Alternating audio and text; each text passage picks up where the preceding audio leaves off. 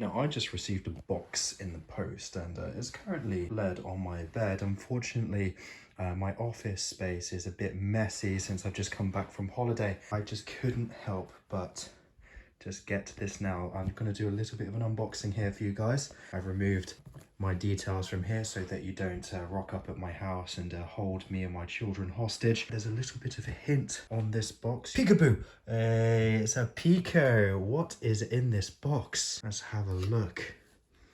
Ah, yes. The box contains a cardboard sheet. We have, as you can see, a Pico 4.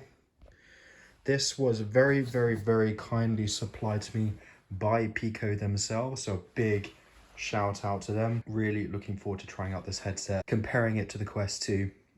Been really excited for this. This basically arrived literally the day I left on holiday. This arrived at my door and I've just come back and really excited to have a look at this. So let's do this the proper way. Yoink. Pico box still in that beautiful cellophane wrap. Oh, I've been dying to open up this box.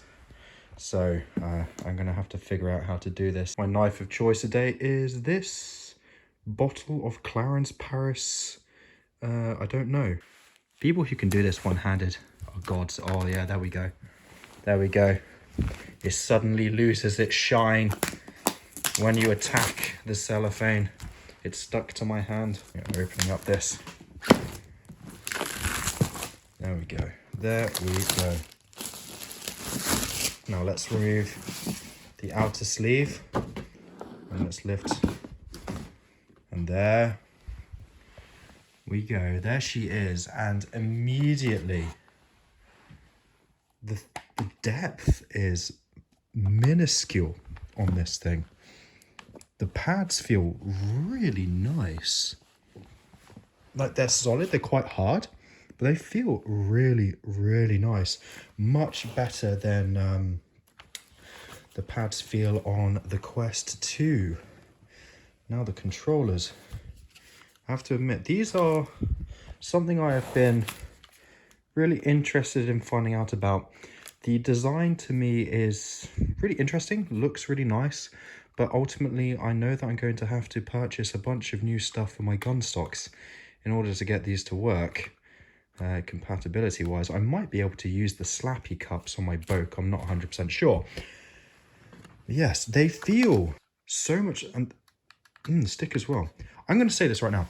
This controller feels significantly better than the controller on the Quest 2. The buttons feel nicer. They've got a good click to them. 2 menu buttons on here. On both 2 buttons. We're interested to see what they do. It's really, really fits nicely. It's not tremendously heavy, but it feels solid. Really, really interesting. I'm sure... Oh, yes, there is a little box of goodies. Right. Here. As I, once again... Ah, there we go. Fail dramatically at opening up boxes. You know, I actually planned on doing this with a camera, everything. But sometimes, you know, just winging it is the way to go. In this case, I do not think that winging it works. Be right back whilst I sort out this issue I'm in. Right. So as you can see, I had a bit of difficulty getting this box out, but now we can open and empty. What have we got in here? What beautiful packaging have we got? We have cardboard.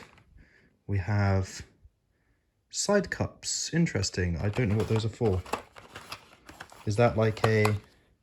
Oh, is that to... Ah, so this makes it thinner. So I guess this comes off and you can replace it with this thinner gasket seal, and it will fit your face more cleanly. I think this is documentation. Yes. We have a nose seal. Interesting. I never use these. As much as many people complain about light leak in VR, I don't really care much for it.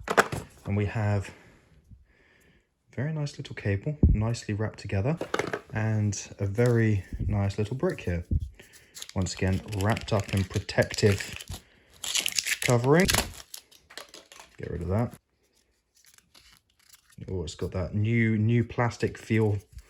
Very, very interesting. And we've got something to peel. We've got something to peel. Can I peel it with... I don't think I can peel. Come on. Give me the peel. Come on, give me the peel. Give me the peel. Oh, yeah, there we go. We got the peel. Yeah, baby. We got the peel. It's like actually sellotape. It's very, very sticky plastic. With everything out, it's very interesting to see what this comes with, because the last headset that Pico released, the Pico 3 Link, the Pico Neo 3 Link, sorry, came with a actual link cable. This one does not come with it, because they had a very interesting system, which I was really hoping that they would bring back for the Pico 4, which was their like display port link cable, which was a really, really cool addition. But they haven't done it here. The first impressions of the actual headset is it's actually a really nice weight. I'm really liking the head strap on this. It's very firm, but it's very flexible at the same time. And having the ratchet style, I'm just gonna peel back more plastic. Oh yeah. Oh yeah, come on baby. Yeah, you're nearly there, you're nearly there. Beauty. But having this ratchet style is really nice. If you use the Bobo M2 or even the Elite strap for the Quest 2, we all know that the ratchet straps are really nice. They're the best for basically comfort and adjustability. One of the issues that the native, well, the Quest 2's basic strap is that it was just fabric. It was good for like basic use, but if like me, you used it far longer than you should have, it broke, everything broke about it, and I had to eventually buy a new strap. And I feel like with this, that shouldn't happen, because I don't think you can actually remove this strap from the headset. So this has to be built to last. I've put nearly, I would say probably close to 4,000 hours maybe into the Quest 2. I have used it religiously every single day for, well, basically since it released. And for multiple hours I played competitively and onward with it. And yeah, I put many hours into the Quest 2 as I very carefully remove more plastic stickers. Really liking the fan intake here. The cameras as well look really nice. And we've just got the last, actually we've got a couple more to go. We've got the last piece of plastic to relieve the black screen that we all know about the Pico 4. There we go. I have to admit, I've already said it, I am so surprised about how thin this is.